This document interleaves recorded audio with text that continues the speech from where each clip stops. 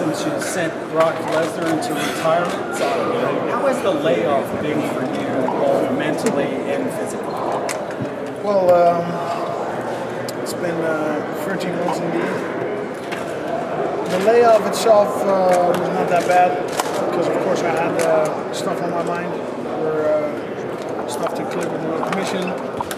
On the other hand, I just moved to the States, so I had some time, some social time to get to know people, get to know the city, get to know everyone. So I just used that time to, that's in a positive way. And I never really stopped training, so in that sense, I've also improved my game. So. Do you look at this fight as a comeback fight?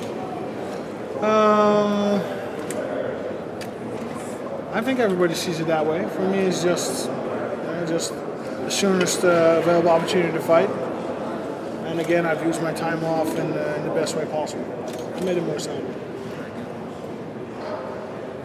Did you change anything on training-wise during this time off? Because you haven't had a long layoff like this in quite a while. So did you do anything different than you normally do between fights since you have more time?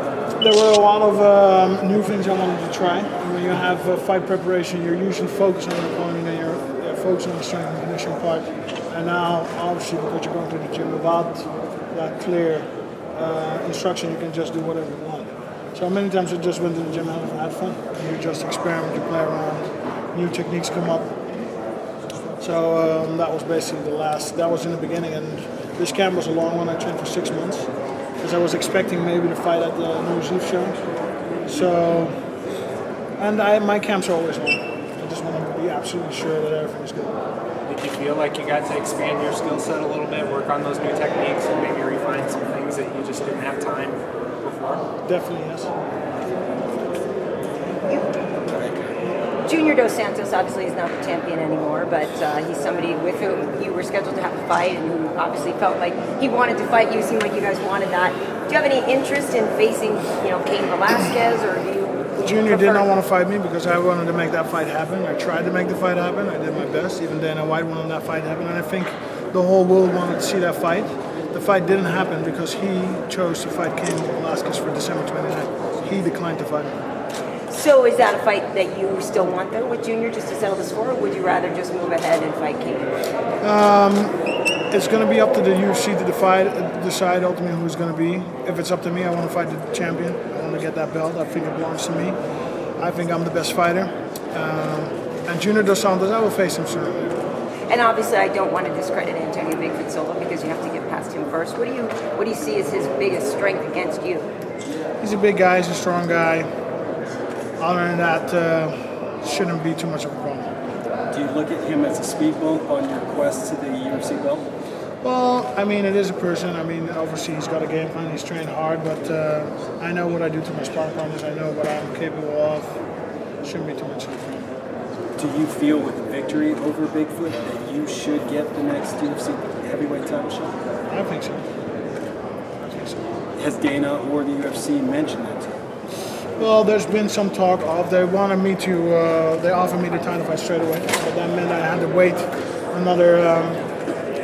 Since those guys just had their fight, I had to wait till they're recovered from the injury. So we were calculating, okay, that might be May, June, July.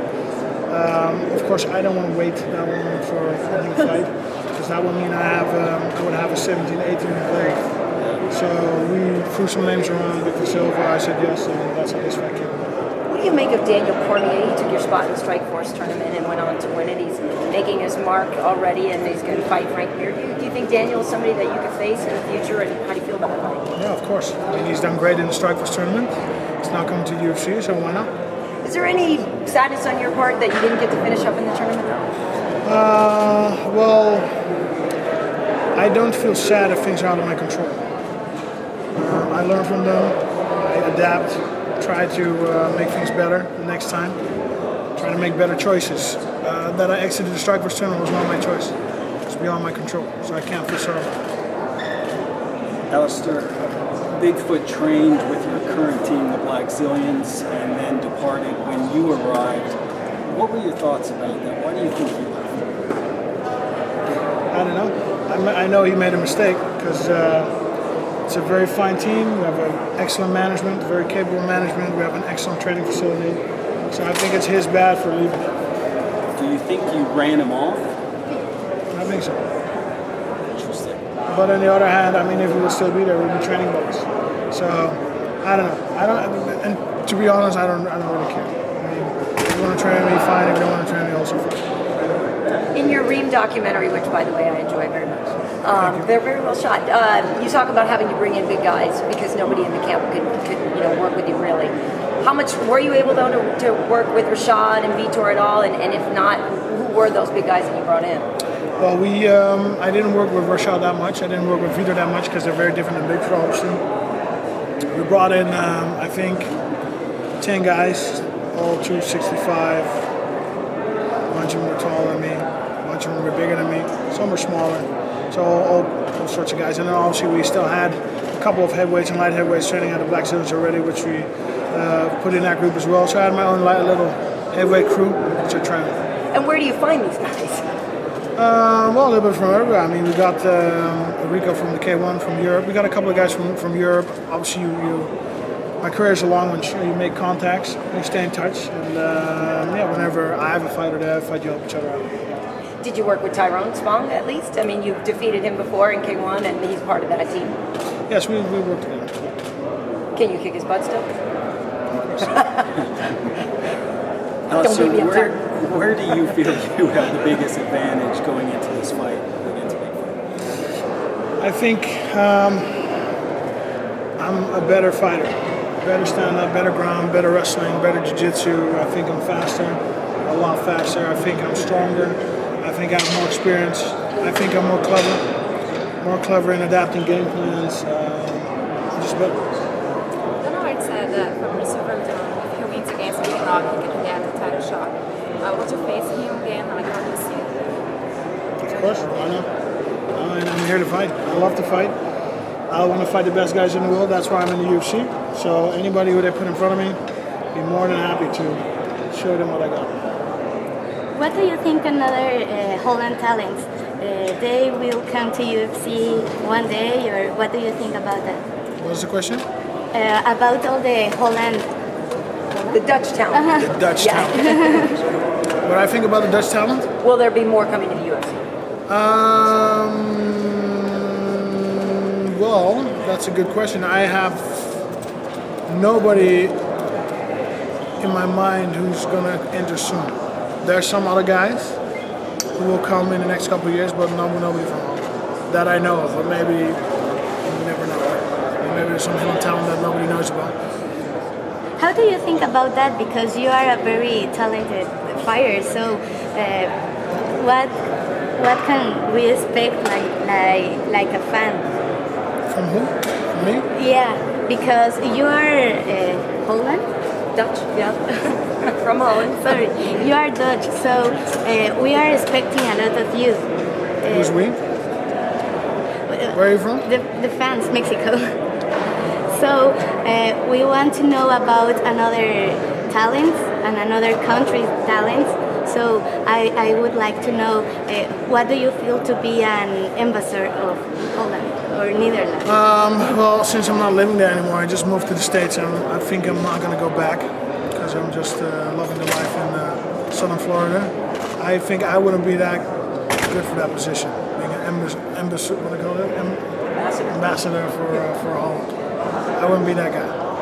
So let's talk about Florida. My brother lives down there. I brought him by the training center, saw you at the time, and has it been good to you? What do you think that's added to you mentally that doesn't necessarily fit into your training, but that maybe is helping your overall life and vitality?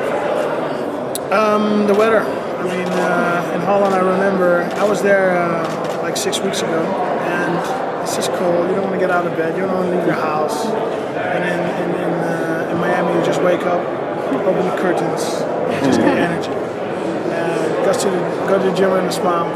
It's amazing how the weather can impact your whole system, your mindset. So that's something that I started realizing that after I did a training camp in Thailand. I think it was in 2009. I was there for a month in the wintertime in Holland. And after that time, I was like, hey, you can actually choose your whereabouts. So from that moment on, I started to look for alternatives. I have to say this, you're in terms of this fight card, the person people ask me first and foremost to interview, you got to get Alistair, you got to get Alistair.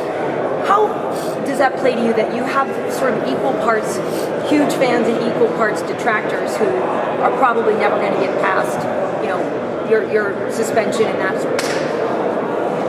Can you repeat the question, please? Just in general, I'm wondering what kind of feedback you get. Do you get equal parts lovers and haters? Because you're the person everybody wanted to hear from, at least in my world, the most on this card, and yet I feel like you're a person who gets a lot of grief as well. I get some grief. I get a lot of support. I get a little bit of everything. How do you deal with it? I don't know.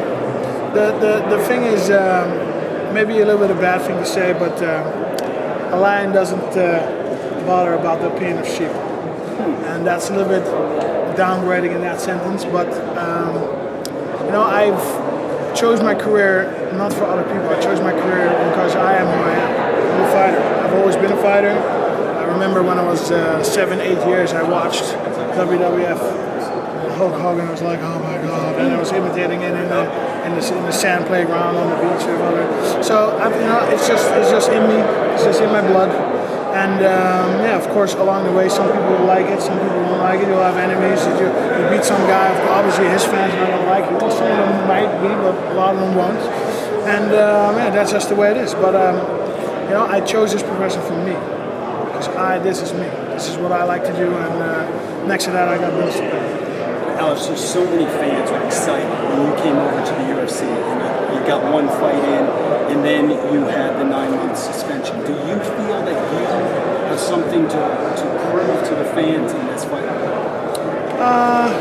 Not necessarily. I mean, my resume, I'm going into my 6th year undefeated right now, so I'm a winner. I always want to win. In that sense, I don't have anything to prove to. I just need to do my thing. Your last win was against Brock Lesnar, and I'm just curious how satisfying was that victory to you, being in the UFC, and obviously you're a 3-time champ in other organizations. But I just wonder where that falls in the rank of fun victories or satisfying victories. I've had a lot of great victories. Brock definitely was one of them. It was my first fight in the UFC, and it was a great entree. On the other hand, it was a little bit sad because I retired him. I mean, I kind of liked his whole thing. And but again, a fight for me. It was a great first fight in the UFC. Well, didn't I hear that you resigned to do more wrestling, pro wrestling? So maybe you could still be a fan of his anymore. Still, I don't really watch pro wrestling. But that was a thing when I was when you were 10, 11, 12. I don't really watch it now. Dana made an announcement that I loved it back then, the wrestling, Ultimate Warrior, and all these guys. But now it's a little bit too clean and. Dana said that he tried to put together Brock versus Fedor at Cowboy Stadium. What was your reaction to that? Always nice to know, always interesting to know, but I don't really have any thoughts on it. I mean, maybe it's true, maybe it's not. Maybe it happened, maybe not. Alistair, talk about the day that the Nevada State Athletic Commission gave you your license back. I mean, emotionally, what were you thinking? How excited were you? Kind of take us through that process. Well, I mean, obviously my management and I, we sat down and discussed how we would move forward, put together a plan. The plan was to rebuild the confidence in me by the commission, rebuild the trust relationship. So that's how we set about, and it included the monthly test. So we did that. So I already kind of knew that we went in the right direction. So for me, it was like it's either going to happen or it's not, but I'm just doing the best I can. And again, as long as I'm doing the best I can, it'll either work out or not. But at least I don't have any second thoughts about it. Do you feel you have a clean slate and you're starting new with the UFC at this point? The clean slate, let me just get through a couple of fights without any issues, and then things go away in time. But I think still it's kind of fresh to talk about clean slate. Yeah. Although Dana did credit you with, sort of manning up and coming to speak to him because he was initially disappointed. I mean, was that something that you initiated, that you felt like you really needed to go and speak to him man to man? Yes. Throughout the commission hearing, you had said that you would like them to do things to try to improve upon what they have for facilities for testing overseas, what would you recommend to the commission? I'm not going to make any recommendation. I just said what was faltering for me being an athlete overseas, and I think they've corrected that by now. Any message to your haters? No message to them. Keep on doing what you're doing. I mean, I'm not losing any night sleep over it. Is your